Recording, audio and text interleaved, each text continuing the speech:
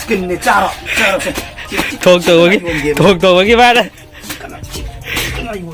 अखोई हुजिक बाजार दगी चिकन नै चली बाजार से सोम दम चलग लेदोइनी खरा वाले अमदी असोम दे लेहरे अमदुना वेडनेसडे खुदिंगी हांगबा बाजार चौबने दुगा सोमगिसिना संडे खुदिंगी हांगबा मफम अनि नेबा अदो वेडनेसडे का संडे खतनी मोइसिदा चाउना हांगिसे तैबुदी दुकान के का लोइ लेने इसिदा बाजार जे तु आदा लेसिनी योसले योसला कदोरे अखोइ सुम अखोइ बाजार योसले सोमदा तरबुज में योले दो आदा कई कई नो यम योले खंगद्रे खसु सिने सुमाइ तवे मोइगी बाजार जे अदो दम येंगो मैं मोइगी बाजार जे कमाइ तौगे दो कई कई योनगें जे हुजि खरा ngल ले अखोइना थोकलेजे खितंग थेंगगा दि खरा मी यम चिंखलानी ना अखोइना ngन थोकपनी दा से सुमाइना मोइ था था फम योलेबा सुमाइना just like that सुमाइना से अखोइ जे खरा हिंजांग नापी खरा का कइनो खरा का लौगे तौबनेबा चिकन खरा का इसी चिकन की नुपा तो आदा ले मैं को चिकन की नुपा जैसी ले यहाँ पर बैठा हुआ है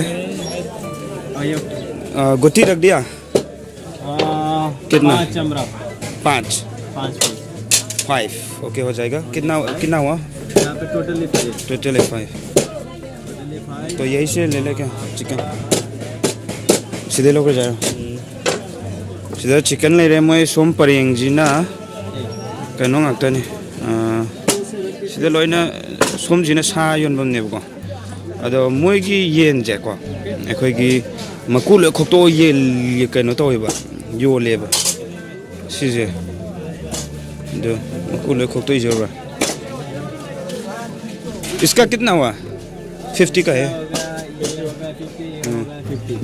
अच्छा 100 मकूजे को ले सा की दौने दो और ये कितना है किलो किलो होगा 200 अभी आपको चाहिए कितना याम होंग मने दो मोइ सिदगी नसमाइना चोइने योन बसिदि होंगेबा तो कितना हुआ क्या लाग ले होजि कक्पा होरे या तेदंग बदिंग चोंग ने येन जम केनो सोता कर दीजिए पीस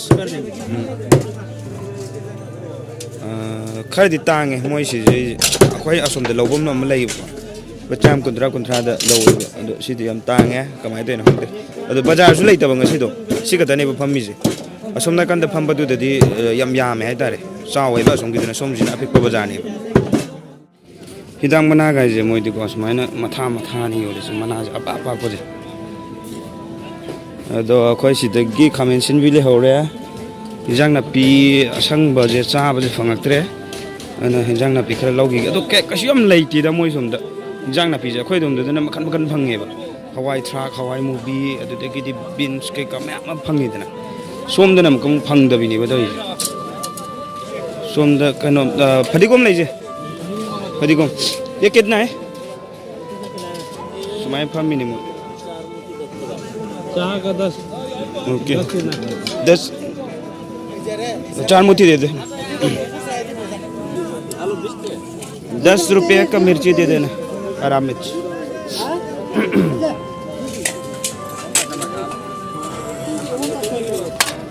तो 20 रुपया हो गया ना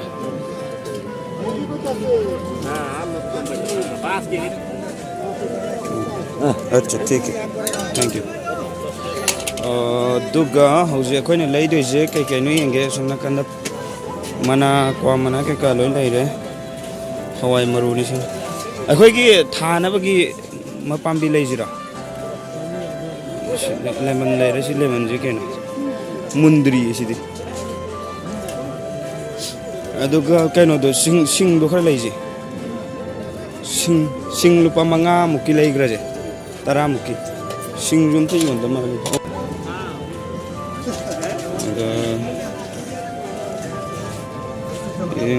सोमदसु चेंग चाक कई यम लेरे अच्छा अच्छा ये 10 रुपये का दे दो ना जिंजर लुपा 10 सिंग लेबा तो अभी क्या लेना है? दाल। ये वाला कितना है? ये वाला कहाँ तक है? खंग में का है? ये वाला किलो कितना? 100 रुपया। 100 रुपये की तो आधा किलो दीजिए। नहीं लो हम 2 ही बोले मुझे। मसाला गुम्बा कर लोग जी। मसाला नहीं है क्या? चिकन मसाला, मीट मसाला और गरम मसाला भी दे देना। ये एक पीस दे दो। ये जीरा है और मसाला नहीं है। मसाला कहाँ है? ये मिर्च है और मीट मसाला है। मीट मसाला सिले दे। अखोई दूंगी मीट मसाला का मोई सूंगी मीट मसाला का माना दे बखम का। सीसीना खाऊजो हाउते अखोई दुम चारी बात दुनी पायले त्रम नहीं हम चाहता हम दिखन। सीधा जीरा पाउडर ले रहे। एक पीस दीजिए। 10 रुपया एक तो ओ दो दीजिएगा। ओ क्या हो गया?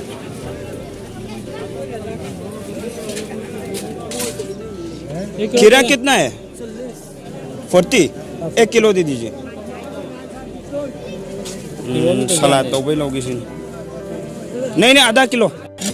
सोमदना nga akang bayon bamne somaning da juhon dom kay nga na hong pangyon de yon kabuk muri champa somjina acha pot yon bam sai ne hauji ka koi breakfast to bagi acha pot lai gi ga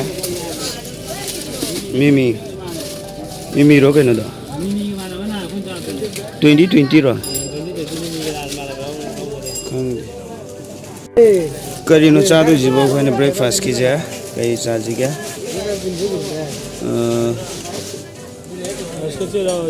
biscuit रस्किट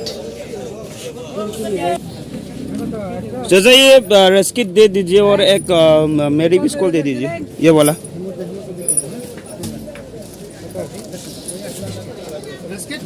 रस्किट एक packet और ये वाला कितना हो गया सिना फरने breakfast तो दे सुम लेसल थमगदी नों फादोक Saju आइदने KitKat अदे मैम यो मोगी सोंगी बाजार से तुम अमरमदबुदी फबुदी फजे यदि सुमाइना थारा फम योली बादाम लौरो सलाद की बादाम नहीं खक लो गया और चाचा ये बादाम 2 पैकेट दे दीजिए अदे संगोम से योले दो संगोम गाइज असेंग संगोम दी डायरेक्ट अदुम सन मपीदे सुम्मा अदुम परक बजान अदुन लोरे सिगी मीडियम चिल्ले मोइजे अदो नाले चिंखलानी लोले लोमी सोमना कन्ना लबुकने लाइजिदो अदुगा सोमदना अखोइना ngसाइ लाखोलामिदो सि बाजार सिना खर पिएबको खोइ ngसाइ लाइदो सि लम्बी सिनेबा अदो अखोइना लैरिबदो लैरि मफमदुगी हेक बाजारदो मनाक्की बाजारदोना हेना चावेबा अदुगी बाजारदोना वेडनेसडे दा खतन फमबा अदुगा सोंगिजिना ओनली संडे अदो हौजिकी बानी हले हापेन ने सेला चलिजे मोइ साइदा हापेन सेट पे यादेबा हापेन सेट प कनाम उदेबा इबानी खतन हापेन सेली हेदरा अतै दोगी को क्लास आगा अतै दना लुंगी गुम्बा खंगा सांगु गुम्बा कोई हापेन इबानी खक सकायरगा दो हापेन खक सकायरगा कोइ थबी अदो हायें मथंग मुक्ता मुकम मोखोगी असोंगी वेडनेसडे द फंबा बाजारो अदुसु उलके कोइ जी लो कोखत खिदना कोखिदना कनो माले अखो जे बाजार चलुरे लाए दो सिजे मोइदि पुलप खोक्तोगा मतुदो पुलप खोक्तोगा यो लाइद्रा सिसिना कोने तोंगाना लौबनेबा दो सि मपाकसे सिगी मनुंगदा अमुकमु कइनो यावरिबा अखोगी मसा अनि मुक यावरिबको अदो सिजे फजना अखोना कदौने हबदे इसिंग साबो खोय लुम्मे सि हाइजलनी अदुगा मतुजे फोइदोइनो याम होंगेबा सिदि मपुम जिदा अदुम मसा अनि हपानी अदुगा लुपा 10 आदा मखोंग खरा लेरे येन मसाना आदा लेरे जेला थमे अदो सिनिदा वारी अब उसेत खिबा मी ने मंगो से तो कि मा दा कान दा ला यो आदि 그거 같이 얘가 자지. 야들에 뭐는 그래 우리 그래 시엔 뭐 꾸두니 봐 만ung자도 뭐 사게 가오네 시제 뭐디 짜대 봐 소나 너 kok도야 बता है था लास्ट टाइम ने बता था 시박티 얘 막고 망하라고 건데 시박티 마 보이래. 근데 좀 두이 또 가면 아주 다 가요 보이 thuộc bắt đầu ba này.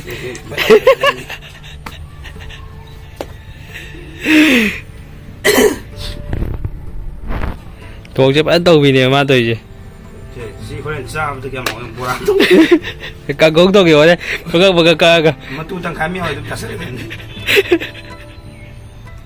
lùa đấy cái nó xem được u lâu này xem nó con nào sai được mấy cái mà tu phải đâu cái mà đâu đâu cái teo ấy mà mình được sự đấy thì là cái gọi này mà thun cái mà thun lâu rồi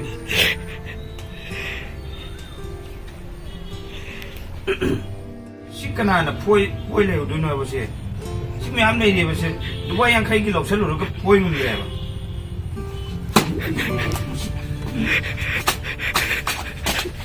근데 짜라 thuộc cái ba đấy. cái này hồn ghê mà không nữa mà cái đó nhưng mà không cái này đó cái mẹ đó mà đúng không? tu ngạc tới skin đi tu luôn pocket kita tu luôn pan pan lại rồi sum manung này mà thằng xích cái máy phôi đúng không? 야, 도와주지, 잘 독독이로 옵니다. yen bữa giờ cái gì mà khai đó thăm bảo này con đi cực kia. À xin ạ, con đi nào bảo thi đâu cái đó luôn buồn đẹp ạ. mẹ nó khai đó đi qua mà cú đấy cái trai nó bảo thi đâu với đi qua chỉ để xuân từ đấy nghe nè. tôi chỉ đâu đấy tôi yen bữa cái gì mà khai bảo đó thăm bảo đẹp ạ.